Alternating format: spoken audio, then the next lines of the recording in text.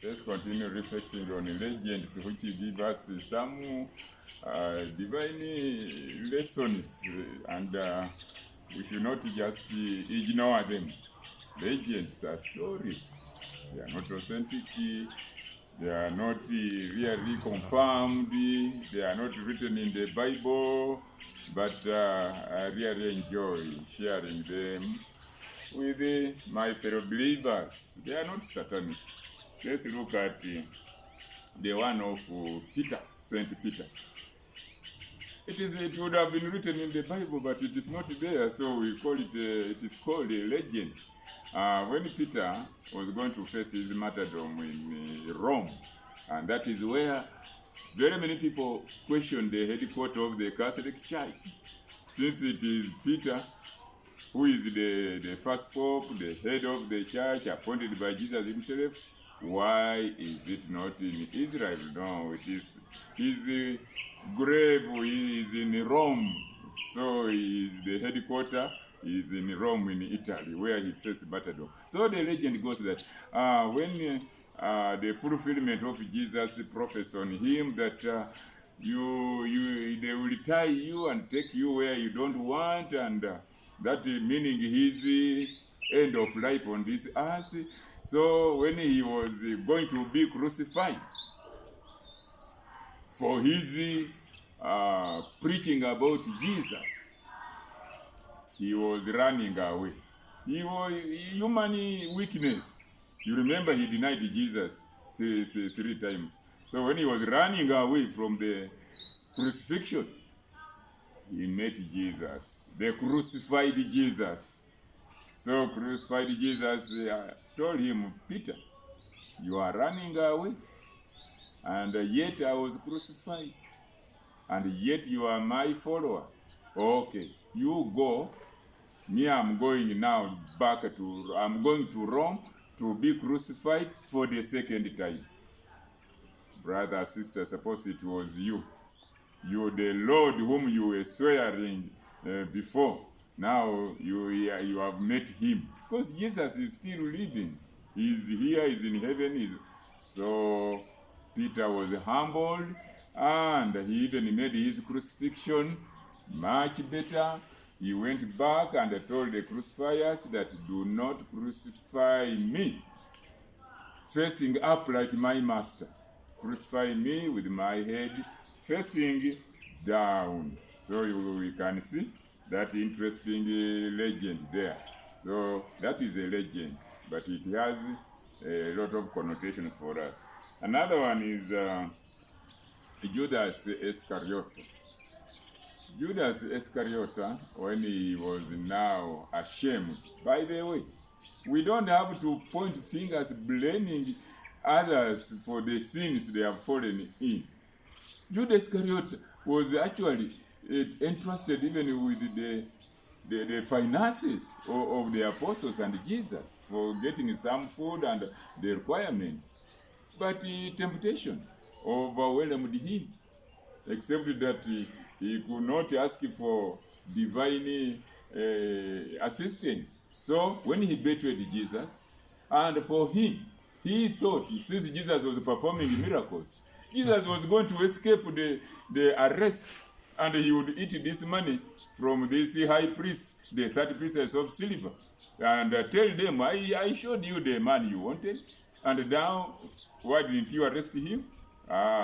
He was let down by Jesus. When Jesus willingly accepted to be arrested, he told the soldier that if it is me whom you want, leave these ones to go. Judas Iscariot was disappointed. He thought Jesus would perform a miracle and escape. So he returned the money. Imagine that was a step of really asking for forgiveness or repentance, feeling sorry. He returned the money to the high priest in their temple. Through it, he never kept even a single silver coin. All the 30 pieces of silver. He said, I have betrayed innocent blood. Here's your money. They said, what has that got to do with us? Now, it is called between a rock and a hard surface, or catch 22. He has been rejected on this side. Now he is fearing to go back to Jesus to ask for forgiveness, which he would have got because Jesus would have told him it was prophesied, it had to be fulfilled, but your love for money is the one which led you to betray me, but I am going to be crucified. He feared, even if it is you, if you betray your real confidant or your husband or your wife or your boss, you will be ashamed. So the legend goes that Mother Mary approached him. Judas, go to my son, he's going to forgive you, please. Go to my son. The shame overwhelmed him, as the shame overwhelms us when we have committed very abominable sins like incest. People commit suicide. So that's what led Judas Iscariot to opt for suicide. A legend.